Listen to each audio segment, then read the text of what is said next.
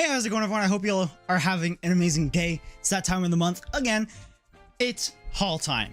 Now, we have some amazing manga, some very anticipated manga I've been waiting for, and some manga I just caught up on. But before I start this video, according to YouTube, only 28% of you guys that watch these videos are subscribed. So if you like this video and you'd like to see more, I'd very much appreciate it if you scroll down and just hit that subscribe button for me. But yeah, without further ado, I just filmed a very long video, so I'm a little knackered. So I'll try to go through this as fast as possible, but take my time with it, if you know what I mean. So the first manga we have is one I've been loving. You guys know I've been loving for a very long time. That is Skip and Loafer Volume 5. Now, I am only one volume behind now, so I can easily catch up whenever I feel like it. This volume was phenomenal. I've already read it, obviously, yes. This volume was so cute. The mini drama in this manga is just so well done and so well placed. It doesn't feel like a mood ruiner at all. I absolutely loved Auntie and the main chick backstory. I thought that was very, very, very cute. You know, how the Auntie became to be, you know, an aunt, and you know, all of that stuff. That sounds kind of weird out of context, but if you've read the volume, you know what I'm talking about. All around, this volume was just so good. Next, we have a series I was slacking on, but I am fully caught up with. That is Kemono Jihen Volume 4 and Volume 5. I got Volume 5, I think a week early or something like that, which I'm very, very, very thankful for. I'm very happy I got it. So I'm now caught up. I just need to read it. I've very much enjoyed what I've read of Kemono Jihen. I think the plot's very well done. I think the characters are very cool. I think the power system is very, very, very well done. And everything about it, I think, is just very good.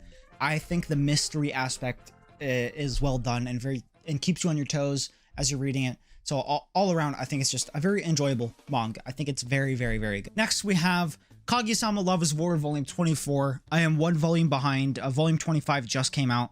I was going to buy that, but I decided not to because this Love is War is a series that takes me a while to read, just because I never feel like reading it, but when I do, I fall in love with it all over again. So that's why I'm taking it to one volume at a time instead of buying all I need to catch up. But yeah, Love is War is phenomenal. It's been in my collection for a very long time. I believe I started collecting it just before COVID, so it's been around 3 years. 3.5 years, maybe, I'd say. Maybe even 4. I think Love is War is phenomenal. I think it's hilarious. Aka Akasaka's new work, Oshinoko, I saw the first 2 episodes. I think it's okay. I think people were overhyping it a tad, just a tad. I still thought it was a very enjoyable first 2 episodes, but I'm gonna claim Love is War better. So I believe there's only like 2 or 3 more volumes after volume 25. I believe. I think it ends on 29. I could be wrong though. Next, we have a manga I consider to be one of the best ongoing newer shonen manga. That is Kaiju number 8. Now, I heard recently it's kind of slowed down digitally, but for now it's bussin'. I love the way this manga looks physically. I think it is phenomenal.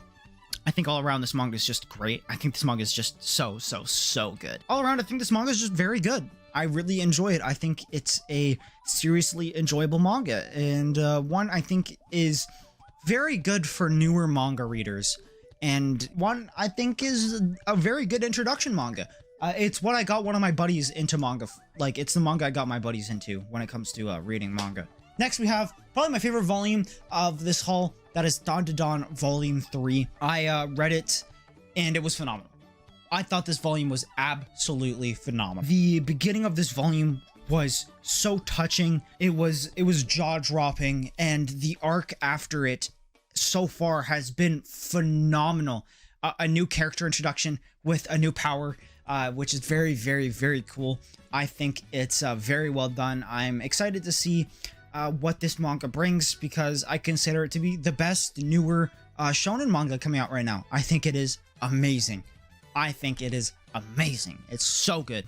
That is Dawn to Dawn Volume 3. Next, we have another series I caught up to, and that is Sakamoto Days. We have Volume 6 and Volume 7. Now, the end of Volume 6 is where I've read digitally, so Volume 7 on is what I am completely foreign to, and this volume was so good. New characters, the main villain finally showed up, a new arc has just been established, and so far is very, very, very enjoyable.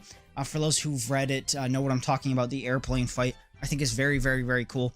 I'm excited to see the blue-haired chick do more things because she recently just got introduced and is a very enjoyable character with a lot of mysteries behind her. But one I'm seriously enjoying, Sakamoto Days, is like one of the greatest mangas I'm reading right now. The choreography, the mangaka draws, the art's phenomenal. Everything about this manga, it's so fluid and understanding. You know everything that's going on at every panel. You're never confused, you know. It's so smooth and easy to read, you know what I mean? It's very, very, very good. Very good. I love Sakamoto so much. Sakamoto Days is just phenomenal. So yeah, that's volume 6 and 7 of Sakamoto Days. Next is a manga I've heard nothing but amazing things about that recently just came out. I don't think it's even out yet. As of recording it, today's the 21st. I don't think it comes out until the 25th. But that is Boys Abyss Volume 1. I've heard this manga is very dark, but yet very, very, very good. From what I've read in the premise, it does sound very, very, very dark. But one I'm down for. I've scrolled through it. It looks very good. And I absolutely love this physical release. I adore the spine. The cover's phenomenal. I don't know why, but the nice, like these colors are just so calming. The light gray with the nice calm blue just looks so good and just fits each other so well. It's so good.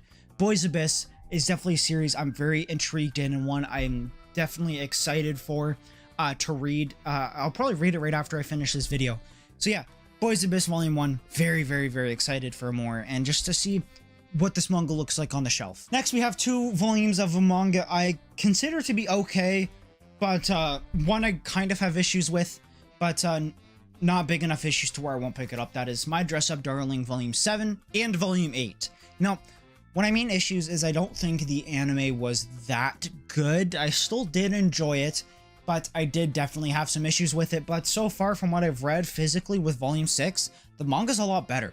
And I've heard Volume 7 and 8 are absolutely phenomenal volumes. So, you know, I'm always up to trying stuff. And so far, the manga hasn't disappointed me. I thought Volume 6 was a lot better than what I've watched. So we'll have to see. And, you know, if you guys are interested in my opinions after reading this volume, you can definitely go follow me on Instagram. I post every time I read a volume, I post my opinions on it and, you know, stuff like that, especially on newer manga like Boys Abyss and Dress Up Darling. It's a series I'm definitely interested in. I don't know why. I don't know if you guys feel the same way, but I always find it painful taking the wrap off of manga because, I don't know, wrapped manga just make it feel so secure and safe. Like, you know, I can kind of like, you know, like shake it a bit, like with a physical volume, you know, I could let go of it and then, you know, it would fly open and like it would land on the floor and all the papers would bend and shit like that. So this just makes it feel a lot more secure, but obviously I need to open it to read it. So I'll have to open the seal on it sometime soon. But yeah, that's My Dress Up Darling Volume 7 and Volume 8. One manga I was very excited to get my hands on because, my comic book shop was having a 15% off manga sale. So I got the first omnibus of Blade of the Immortal. So now you're wondering, why didn't you just go for the Dark Horse sized deluxes? That's because I like the Omnis a lot more. I love the Omnis a lot more, actually. It's the nice thick white paper that's super easy to read. And you know, it's a nice hefty volume. I love the way the spines look. I think the deluxes are so bland and boring. I think they just look disgusting. And all around, I just really wanted to collect the omnibuses more. It just looked a lot better than the deluxes. I think the deluxes look like shit. I'm sorry. I think the deluxes don't look good. I think the spines on the omnis are just so much better. They're so much prettier. You know, I think some volumes have like blue and yellow and green and shit like that on it. This one is red, which I very much like. So yeah, I'm excited to get more. It's gonna be weird because you have to you have to read it in a comic book style, so like not manga style, which is right to left. It's left to right in comic book fashion. So it's gonna be weird to get used to when it comes to reading this, but I'm down because his art looks very good. His art looks very, very, very good. Yeah, that's Blood of the Immortal. But that's the end of this video. I hope you guys enjoyed. Let me know what you guys picked up this month, if anything. But yeah, thank you guys so much. I love you guys. I'll see you in the next video. Peace, take care, love y'all.